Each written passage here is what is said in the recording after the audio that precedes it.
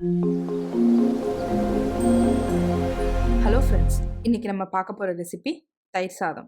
ஒரு லஞ்ச் பாக்ஸுக்கு ஏற்ற அருமையான டிஷ். குழந்தைங்களுக்கு வயிற்றுக்கு எந்த பிரச்சனையும் பண்ணாத ஒரு ஹார்ம்லெஸ் ரெசிபி. வாங்க அதை எப்படி செய்கிறதுன்னு பார்ப்போம். பாருங்கள், நான் 1.5 கப்பு அரிசி எடுத்திருக்கேன். அதை நல்லா தண்ணியில் ஒரு 1/2 மணி நேரம் ஊற வச்சு இப்போ நான் அதை குக்கரில் சேர்த்துக்கிறேன். இப்போ அதுக்கு நார்மலாக 1.5 கப்புக்கு நம்ம 3 தண்ணி சேர்ப்போம். ஆனால் நான் இதில் 5 தண்ணி சேர்க்குறேன். ஏன்னா தயிர் சாதம் நமக்கு தலை வரணுங்கிறதுனால நான் 5 கப்பு தண்ணி சேர்த்துக்கிறேன். எந்த கப்பால் நான் அரிசி அளந்தனோ அதே கப்பில் நான் 5 கப்பு தண்ணி சேர்த்து குக்கரை மூடி ஒரு 2 விசில் வச்சு எடுத்துக்கோங்க. இப்போது கடாயில் நான் 1 ஸ்பூன் தேங்காய் எண்ணெய் விடுறேன்.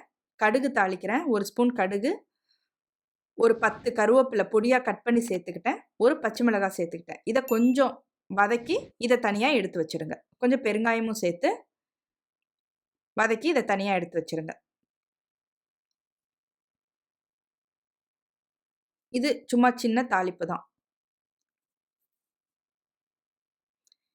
இப்போ பாருங்க, சாதம் நல்லா வெந்து குழஞ்சிருக்கு பாருங்க. இப்போ ஒரு கரண்டி போட்டு இந்த மாதிரி கிளறிக்கோங்க. இதில் நான் 1 ஸ்பூன் வெண்ணெய் சேர்த்துக்கிறேன். அப்புறம் ஒரு 1/2 கப் கேரட் சேர்த்துக்கிறேன். வெண்ணெய் எதுக்கு நம்ம சேர்க்குறோன்னா, தயிர் சாதம் ஒரு க்ரீமி கன்சிஸ்டன்சிக்கு வரும். அதுக்காக நம்ம வெண்ணெய் சேர்த்துக்கிறோம். இப்போ அதில் நான் ஒரு 1.5 ஸ்பூன் உப்பு சேர்த்துக்கிறேன். சேர்த்து இப்போ எல்லாத்தையும் ஒன்றா கலந்துக்கிறோம். நீங்கள் கேரட் வேணான்னு நினச்சிங்கன்னா நீங்கள் கேரட் போடாமல் விட்டுறலாம். இப்போ பாருங்கள், நான் தாளித்து வச்சிருந்தேன் இல்லையா, அதையும் இதோட சேர்த்துக்கிறேன்.